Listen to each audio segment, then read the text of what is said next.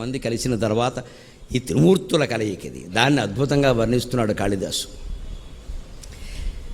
బ్రహ్మదేవుడు ఉన్నాడు అక్కడ, విష్ణువు ఉన్నాడు, గడ్డం కింద బెల్లం పెట్టి వచ్చాడు, పైగా ఈ ఆభరణాలు పెట్టుకోమని చెప్పింది ఆయనే, ఆయన కోసమే ఈయన ధరించాడు. ఏమయ్యా ఇప్పుడు మీ చెల్లెలుగా నచ్చుతుందంటే, ఓయ్ బాబోయ్ మేమంతా అసూయపడే వింది అంత అందంగా ఉన్నావయ్యా అని కౌస్తుభమణిని ధరించిన వాడు కూడా అసూయపడ్డాడు.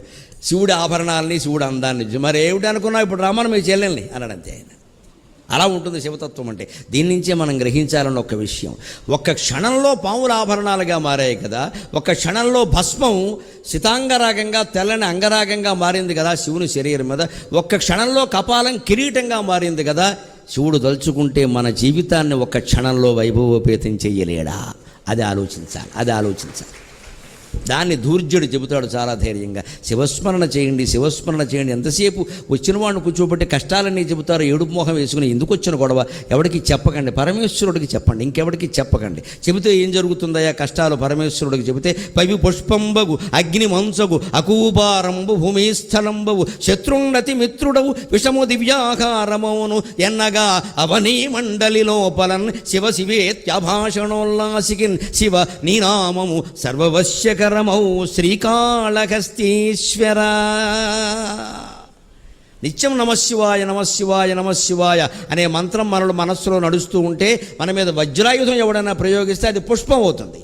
అగ్ని మంచుగు, ఒకవేళ అగ్ని ప్రమాదంలోనే మనం చిక్కుపడవలసి వస్తే అది మంచుగా చల్లగా మారిపోతుంది.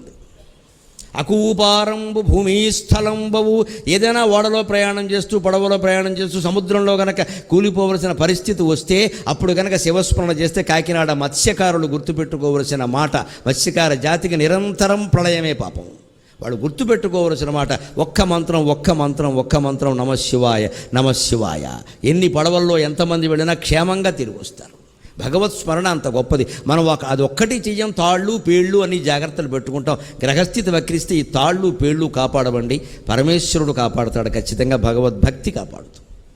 అది మనం దృష్టిలో పెట్టుకోవాలి. అందుకని అకూపారంబు భూమిస్థలంబవు, ఈ చేపల వేటకి వెళ్ళేవాడు ఆ స్మరణ చేస్తే అతని కోసం ఒక భూమి ఏర్పడుతుంది, ఒక ద్వీపం ఏర్పడుతుంది. ఏదో దగ్గరికి వస్తుంది, అదిగో దొరికిందంటాడు, ఎవరిదో చేయి దొరుకుతుందో వచ్చేస్తాడు, అతను కాపాడుతాడు. మిగిలిన వాళ్ళని కాపాడకపోవచ్చు, స్మరించలేదు కాబట్టి. అది దేవుణ్ణి అనద్దు. అందరినీ కాపాడడానికి ఆయన కంకణం కట్టు కూర్చోలేదు. ఇక్కడ బోటు ప్రమాదాలను అగ్ని ప్రమాదాలని కాపాడుతానని దేవుడు చెప్పాల, ప్రార్థించిన వాడిని కాపాడుతాడు, వాడు ఒక్కడైనా బయటపడేస్తాడు. అంటే ఆ శివస్మరణ. రైల్లో వెడుతున్నప్పుడు ఊరికి ఈ స్మార్ట్ ఫోన్ కెలకడం కంటే సదాశివుని స్మరించడం కదా ఒక్కడ చేయడండి ఆ పని. ఓ పుస్తకమైనా చదవడండి. రైల్లో పెడుతూ భగవన్నామస్మరణ చేస్తే ఎంత గొప్పది అంటే, రైలు అంటుకున్నా మన భోగి అంటుకోదు, మనం కాదు మన భోగి. ఎందుకంటే మనం అంటుకోకుండా ఉండాలంటే భోగి అంతా ఉండాలి.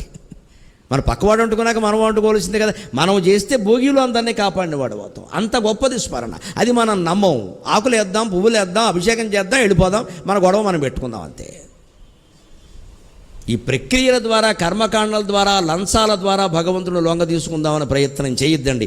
జరిగే పని కాదండి. కర్మకాండ ఊబిలో కూర్చేస్తుంది మనిషి. మీరు ఎంత తిథినాడు ఎంత అభిషేకం చేసినా మీ జీవితం మారుతుందని చెప్పాలా. కానీ 24 గంటల పాటు విడవకుండా నమశివాయ నామస్మరణ చేస్తే జీవితం మారుతుంది, గ్యారంటీ ఖచ్చితంగా. మనం కోరుకున్న మార్పు వస్తుంది. ఎవడు మారాలన్నా మారతాడు. ఇంట్లో కొడుకు గురించి, కూతురు గురించి, భార్య గురించి, భర్త గురించి చచ్చిపోతున్నాం వీళ్ళతో అనుకుంటే వాళ్ళతో అనకండి అమ్మా మాట. మీ ఇంట్లో పూజా మందిరంలోకి వెళ్ళండి, అమ్మవారి పాదాల మీద పడండి, అమ్మా నన్ను ఎలా కాపాడతావో నీ ఇష్టం అని ప్రార్థించండి. క్షణంలో మారుస్తుంది అమ్మవారు. ఎందుకంటే ఆ భక్తురాలు ఆవిడికి ముఖ్యం. ఆ భక్తురాలు ముఖ్యం, ఈ మొగుడు పిల్లలు ముఖ్యం కాదు. ఏడుస్తుంది పాపం, ఏడుస్తుంది నన్ను పట్టుకుని, ఏమి ఏడుస్తుంది పాపం అని వెంటనే విచిత్రమైన మార్పులు వస్తాయండి. నేను జరిగినవి చెబితే బడాయి చెప్పినట్టుగా ఉంటుంది, కానీ జరుగుతాయి ఖచ్చితంగా. మీరు చేసి చూడండి, స్మరించండి.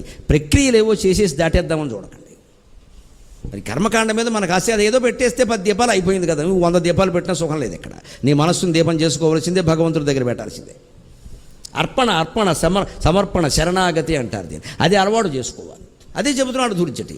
విషము దివ్యాకారము, ఎవరైనా మన మీద విషప్రయోగం చేశారు, అది మనకి భీముడికి రసాయనం పనిచేసినట్టుగా మనకి పనిచేసి బలం అవుతుంది. అది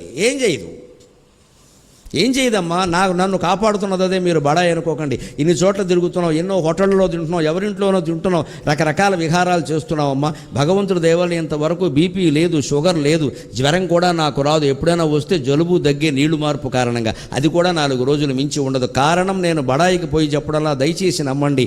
నమశివాయ నమశివాయ నమశివాయ. నిరంతరం వేదికి దిగిందంటే మనస్సు అక్కడికి వెళ్ళిపోదు. ఎవరు దండం పెట్టిన, ఎవరు చూడండి, చూడకపోయి మనస్సు నమస్తే. ఇప్పటికే 2 గంటలు మాట్లాడడం, ఇక శివుని పట్టుకోవాలి అంతే లెక్క. వెళ్ళిపోతూ నమశివాయ, స్నానం చేస్తూ అంతే, అన్నం తింటూ అంతే. అది ఖచ్చితంగా కాపాడుతుంది. లేకపోతే చాలామంది అడుగుతాను, ఇంత ధైర్యంగా మాట్లాడుతున్నారండి, మిమ్మల్ని ఎవరిని బెదిరించలేదా? నన్ను బెదిరించిన వాడి సంగతి ఒక ఆయుధం కాదమ్మా, 3 అంచుల ఆయుధం ఉన్నవాడు చూసుకుంటాడు. నాకు ఆ నమ్మకం ఉంది ఖచ్చితంగా. ఇంతవరకు ఎవడు ఆ సాహసానికి పూనుకుంటే మిగలడు. ఆ ధైర్యం ఉండబట్టే చెబుతున్నా, మొహమాట లేకుండా, సత్యం అంతే లెక్క. ఎక్కడి నుంచి వస్తుంది? వెనకాల భగవద్భక్తి ఉందండి, లేకుండా ఏదో గుండె ధైర్యం కాదు. ఇక్కడ ఈ గుండె ఎంత బోడిగుండె, ఈ గొట్టం ఎంత బొప్పాసి గొట్టం, దీనికో ధైర్యమా? వెనకాల ఆత్మస్థైర్యం, పరమాత్మ జపం. ఆ జపం కాపాడుతుందండి ఖచ్చితంగా, అంత గొప్పది. కాబట్టి ఇక్కడ దాని గురించి అలా ఒక్కసారి మార్చగలిగాడు. ఆయన ఆభరణాలు మార్చుకోవడం కదా, మన జీవితాన్ని కూడా క్షణాల్లో మారిపోతుంది. ఇదేమిటి ఇంతవరకు ఉండేవాడు ఇలా అయిపోయాడు అనుకుంటాం, ఒక్కసారిగా మారతాడు ఖచ్చితంగా. శివుడు ఆ మనస్సులో ప్రవేశిస్తాడు. అంతటా వ్యాపించిన వాడు భగవంతుడు ఒక్కడే కానీ మనం కాదు కదండి. కొడుకు మనస్సులోనో, కూతురు మనస్సులోనో, భార్య మనస్సులోనో, లేదా మన శత్రువుల మనస్సులో ఎక్కడ ప్రవేశించాలో అక్కడ ఆయన ప్రవేశించి ఖచ్చితంగా వాళ్ళని మనకు అనుకూలం చేసేస్తారు. కాళ్ళ మీద పడాల్సిందే. నీదైన చిత్తశుద్ధికి పాదాక్రాంతం బగును ప్రపంచం వెళ్ళాను. భక్తి అంత గొప్పది, జ్ఞానం అంత గొప్పది, వైరాగ్యం అంత గొప్పది. ఇప్పుడు ఒక్క మాట చెప్పుకుని మనం సెలవు తీసుకుందాం. ముగ్గురు ఇక్కడ చేరేసరికి ఒక్కసారి అనుకున్నట్ట, ఏకైవ మూర్తిర్బిభిధే త్రిధాస. బ్రహ్మ విష్ణు మహేశ్వరుని ముగ్గురు చూశారట. చూసిన వాళ్ళందరూ ఆ రోజుల్లో అనుకున్నారట. వెంటనే అక్కడ వచ్చిన వాళ్ళ దేవతలు, ఇతరత్రా వచ్చిన వాళ్ళందరూ వచ్చారు కదా, వాళ్ళందరూ అనుకున్నారట. ఇక్కడే ఒక ఆశ్చర్యకరమైన విషయం చెప్పాలి. బ్రహ్మ విష్ణువు వాళ్ళు వచ్చిన కళ్యాణాలకు మామూలు వాళ్ళు కాదండి. భూమండలంలో ఉండే సమస్త చరాచర జీవరాశులు గిరిజా కళ్యాణం చూడడానికి వచ్చాడు. అప్పుడేం జరిగింది ఆశ్చర్యకరంగా? స్కాంద పురాణంలో ఉంటుంది ఆ విషయం, తెలుగు కావ్యాల్లో కూడా ప్రస్తావించారు. భూమండలం మొత్తం ఉత్తరం వైపుకు ఒరిగిపోయింది, దక్షిణం వైపు పైకి లేచింది. మరి ఈ హిమాలయాలు ఉన్నది ఉత్తరంలో కదా, భూమండలం ఉత్తరానికి ఒరిగి దక్షిణం వైపుకు పైకి లేచింది. వెంటనే శివుడు అందరికంటే ముందు వరుసలో పెళ్లి కొడుకు పక్కనే పేటేసుకుని కూర్చున్నట్ట అగస్త్యుడు, లోపాముద్రాదేవి సహా. అంత శివభక్తుడాయన. మళ్ళీ తర్వాత చూడండి ఎవరు శివుడు అంటే నాకు ఎక్కువ భక్తి, నేను చూడాలి కళ్యాణం అని. శివుడు వచ్చి ఈయన భుజం మీద చెయ్యేసాట. ఆయనకు అర్థమైపోయింది, చావు కబురు చల్లగా చెప్తున్నాడు ఈయన. అంత గొప్పవాడు అగస్త్యుడు. శివుడు అగస్త్యుడు భుజం మీద చెయ్యేసి, అగస్త్య, భూమండలం ప్రమాదంలో పడింది, ఇంతమందిని హిమవంతుడు పిలుస్తాడని నేను అనుకోలేదు. క్యాటరింగ్ అయిందే, కళ్యాణ మండపం అయిందే, నన్నేం చేయమంటావు? నేను ఊరికే కపాలం పెట్టుకుని వచ్చాను, నేనే బిచ్చగాడిని. ఈయన పిలిచేసాడు, నా ఖర్చు అంతా నాదే కదా అంటున్నాడు, నేనేం చేయను. కానీ వచ్చేసారు. ఇప్పుడు మొత్తం చరాచర జీవరాశులను ఇక్కడికి వస్తే దక్షిణం వైపు భూమి లేచిపోయిందా? ఇది సూర్యుడు చుట్టూ తిరిగే గ్రహం కదా, ఏమైపోతుందంటే, స్వామి మీరు నాకు ఏదో శిక్ష విధిస్తున్నారు, మొత్తం మీద కళ్యాణం చూడనేయట్లేదు నన్ను అన్నట్టు. లేదు నీకు వేరే వరం ఇస్తా, వేరే సౌకర్యం కల్పిస్తా, నా మాట విను. నువ్వు దక్షిణపు కొసకి వెళ్ళి నిలబడు. నీ తపశ్శక్తి అంత గొప్పది. వింధ్య పర్వతాన్ని మొత్తం 1000 అడుగుల పైన ఉన్నదాన్ని కిందికి దించిన వాడు నువ్వు అక్కడికి వెళ్ళి నిలబడు. అందుకే నీ శక్తి కారణంగా మళ్ళీ భూమి సమానం అవుతుంది, బ్యాలెన్స్ అవుతుందని చెప్పాడండి. అగస్త్యుడు అంత గొప్పవాడు. ఆయన వెళ్ళి నిలబడింది ఎక్కడో తెలుసా? కుర్తాళం పీఠం అంటారు, ఎప్పటికీ తమిళనాడులో ఉంది. ఆ కుర్తాళం ప్రాంతంలో నిలబడ్డాడు. కుర్తాళం పీఠం యొక్క ప్రత్యేకతది, అగస్త్యుడు నిలబడిన పీఠ భూమి అది. దానికి శివుడు ఆయనకి ఇచ్చిన వరం ఏమిటంటే, మనం కాకినాడ వాళ్ళం చాలా సంతోషించాలి. ద్రాక్షారామం దేవాలయంలో ఇప్పటికీ గిరిజా కళ్యాణం చేస్తే, శివరాత్రి నాడు కానీ ఇతరత్ర కానీ కళ్యాణం చేసిన వెంటనే ఊరేగింపు మొదలయ్యేటప్పుడు మొట్టమొదట ఆ పల్లకీని, శివపార్వతులు ఉన్నటువంటి పెళ్లి కొడుకు పెళ్లి కూతురు కూర్చున్న పల్లకీని దక్షిణముఖంగా ఉన్న అగస్త్య విగ్రహం దగ్గరికి తీసుకెళ్ళి అక్కడ దింపి కాస్త మంగళహారతి ఇచ్చి 2 వేదమంత్రాలు అవి చదివి అక్కడి నుంచి తీసుకెడతారు. దాన్ని దక్షిణాముఖ కళ్యాణం అంటారు. ఖచ్చితంగా ఇప్పటికీ ద్రాక్షారామం దేవాలయంలో చేస్తారు. ఒక్కొక్క ఆలయంలో ప్రక్రియ వెనకాల ఇంత తత్వం ఉంది. అన్ని శివాలయాల్లో చేయగలిగితే మంచిది. శివుడితో పాటు అగస్త్యుడిని గౌరవించిన వాళ్ళు పోతాం. ఏం గోడలు లేవా, ప్రహారీ లేవా, అగస్త్యుడు బొమ్మ ఒక్కటి వేయించలేమా? కళ్యాణం జరగగానే ఆ పల్లకి పట్టుకెళ్ళి అక్కడ పెట్టి కాస్త హారతి ఇవ్వలేమా, పాట పాడలేమా, ఓ పద్యం చదవలేమా? మహర్షుల్ని అలా గౌరవించాలి. అది గిరిజా కళ్యాణంలో విశేషం.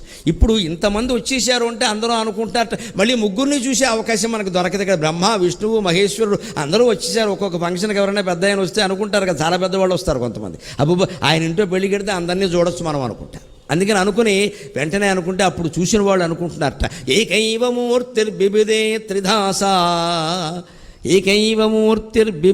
త్రిధాస సామాన్యమేషాం ప్రథమావరత్వం విష్ణోర్హరక తస్య హరి కదాచిత్ కదాచిద్వ్యధాతయో తావపి ధాతురాద్యౌ అని విచిత్రమైన మాట చెప్పాడు. అయ్యా మీరు చూస్తున్నది ముగ్గురిని కాదు, ఒక్కరినే. ఏకైవ మూర్తికి వివిధే త్రిధాస. ఒకే మూర్తి మూడు రకాలుగా మారింది. మారిన మూర్తి ఎవరండి? నిర్లేప నిర్మలా నిత్య నిరాకార నిరాకుల నిర్గుణ నిష్కళ శాంత నిష్కామ నిరుపప్లవ నిత్యముక్త నిర్వికార నిష్ప్రపంచ నిరాశ్రయ అయినటువంటి లలిత పరా భట్టారిక ఈ మూడు రూపాలు ధరించి